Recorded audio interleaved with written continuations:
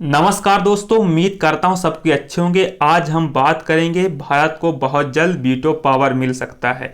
अगर देखा जाए संयुक्त राष्ट्र में भारत की स्थायी सदस्यता का मामला बहुत लंबे समय से चल रहा है और वह संयुक्त राष्ट्र में आखिरी जो सुधार हुए थे वह 1963 में हुए थे। आप लोग इसे अच्छे से नोट कर लीजिएगा, एग्जाम में पूछा जा सकता है। और वह भी अस्थायी सदस्यता को लेकर किया गया था। पहले 5 स्थायी सदस्य यानी वीटो पावर के साथ और 6 अस्थायी सदस्य बिना वीटो पावर के साथ होते थे, यानी कुल 11 सदस्य थे और इनकी संख्या को बढ़ाकर 15 किया गया था। और इसके बाद से लगातार भारत, जापान और ब्राजील जैसे देश इसमें सुधार की बात कर रहे हैं, जिससे भारत की स्थायी सदस्यता की बात भी होती है। जहां तक इसकी प्रक्रिया की बात है तो संयुक्त राष्ट्र के जनरल असेंबली भी यह कॉल ले सकती है और इसमें सुधार किया जाए और उसके 2/3 बहुमत के साथ ही पारित किया जाए। साथ ही वीटो पावर वाले जितने भी सदस्य हैं, अमेरिका, ब्रिटेन, फ्रांस या रूस या चीन, इन 5 देशों को भी राजी होना पड़ेगा। अगर देखा जाए भारत के समर्थन में मात्र चाइना ही भारत के लिए सबसे बड़ा रोड़ा बन रहा है, बाकी सारे देश भारत के वीटो पावर को सपोर्ट करेंगे।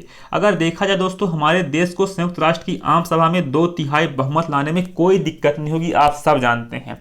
क्योंकि पिछली बार जब संयुक्त राष्ट्र का अस्थायी सदस्य बना था तो उसमें 150 से भी ज्यादा वोट भारत के पक्ष में थे। 150 देशों ने भारत का समर्थन किया था, जो कि बहुत बड़ी बात थी इतिहास में।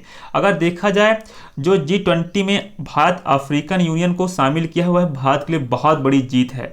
अगर भारत को G20 में जो सफलता मिली है और इसके साथ ही अगर भारत का अगर वीटो पावर भारत को मिलता है तो वह आवाज़ अफ्रीका, एशिया और यूरोप, अगर देखा जाए भारत को सबका समर्थन मिलेगा और भारत सबका सपोर्ट करेगा। जितने भी गरीब देश हैं जो विकसित श्रेणी के तौर पर आते हैं, भारत इन सब का समर्थन करेगा। अगर देखा जाए, जो रूस यूक्रेन युद्ध चल रहा है उसमें रूस अमेरिका का जो मतभेद है और साथ ही चीन अमेरिका के बीच जो तनाव है, भारत ने अपना संतुलन बना के रखा है। भारत एक ऐसे मित्र देश के तौर पर उभरा है जो बिना किसी गुट के सदस्य बने सबसे बात कर सकता है, सबको एक प्लेटफॉर्म पर ला सकता है। अगर देखा जाए, G20 सम्मेलन में यही देखा गया है। तमाम विरोध देशों और गुटों के बाद ही भारत एक सर्वसहमत घोषणा पत्र ला सका है।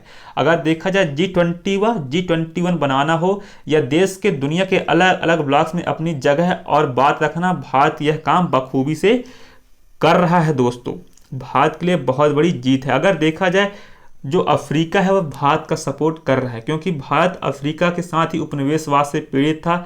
गांधी से लेकर अफ्रीका के बीच मधुरता है और इंडियन डायस्पोरा भी कई अफ्रीकी देशों से बहुत अच्छा कर रहा है। अगर देखा जाए, चाइना भी अफ्रीका को अपनी ओर खींचना चाहता है, लेकिन वह जानता है कर्ज देकर चाइना उसे फंसा लेगा, लेकिन वह चाइना की बात अफ्रीका नहीं मानेगा।